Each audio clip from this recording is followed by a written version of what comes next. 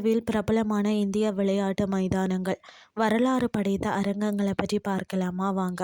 இந்தியாவில் பிரபலமான கிரிக்கெட் மைதானங்கள் மற்றது பிற விளையாட்டு மைதானங்கள் உலக அளவில் பெயர் பெற்றுள்ளது. உலகிலேயே அதிக எண்ணிக்கையில் உள்ள கிரிக்கெட் மைதானங்கள் கொண்டது என்ற பெருமையை இந்தியா பெறுகிறதாம்.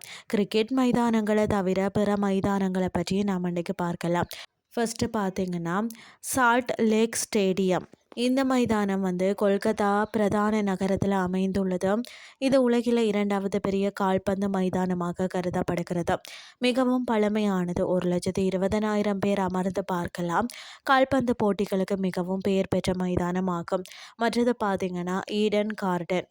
இந்த மைதானமும் பார்த்தீங்கன்னு சொன்னால் கொல்கத்தாவில் இருக்கிறது. 1864 திறக்கப்பட்டது. உலகின் 2வது பெரிய கிரிக்கெட் மைதானம் இதுவாகவும் இருக்கிறது.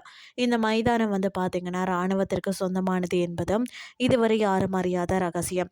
இந்த மைதானத்தில் 90,000 பேர் அமர்ந்து பார்க்கலாமா. அடுத்தது பார்த்தீங்கன்னு சொன்னால் பட்டேல் ஸ்டேடியம். நவி மும்பையில் பார்த்தீங்கன்னா நெருன் பகுதியில் அமைந்துள்ளது. 60,000 பேர் அமர்ந்து பார்க்கலாம். இங்கே 9 டென்னிஸ் கோர்ட்டுகள், 4 பேட்மிண்டன் கோர்ட்டுகள், ஒரு ஒலிம்பிக் நீச்சல் குளம் ஆகியவை இருக்கிறது. கலை நிகழ்ச்சிகளும் நடைபெறும். முதல் கிரிக்கெட் மைதானம் என்ற பெயர் பெற்றது.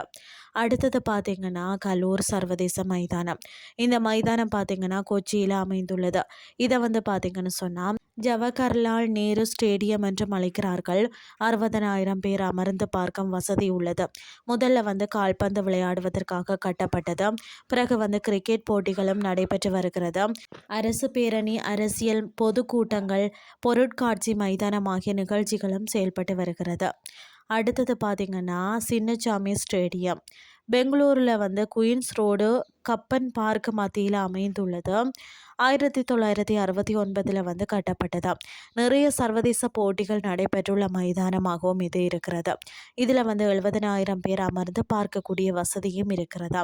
அடுத்தது பார்த்தீங்கன்னு சொன்னால் ராஜீவ் காந்தி ஸ்டேடியம் ஹைதராபாத்தில் அமைந்துள்ள சர்வதேச விளையாட்டு மைதானமாக இருக்கிறது. இந்த மைதானத்தில் 55,000 பேர் அமர்ந்து பார்க்கும் வசதியும் இருக்கிறது. அடுத்தது பார்த்தீங்கன்னா எம்ஏ சிதம்பரம் ஸ்டேடியம் சென்னை சேப்பாக்கம் இடத்தில் அமைந்துள்ளது. இதனை சேப்பாக்கம் மைதானம் என்றும் அழைக்கிறார்கள். 1934 திறக்கப்பட்டது. இந்த மைதானத்தில் 38,000 பேர் அமர்ந்து பார்க்கலாம். இதுவும் கிரிக்கெட் ரசிகர்களுக்கு புகழ்பெற்ற மைதானமாகவும் இருக்கிறது. மொகாலி ஸ்டேடியத்தை பொறுத்த வரைக்கும் பஞ்சாப்ல சண்டிகார் அருகில் மொகாலி என்ற இடத்துல அமைந்துள்ளது. இந்த மைதானத்தில் 26,000 பேர் அமர்ந்து பார்க்கலாமா. மிகவும் பழமையான மைதானம்.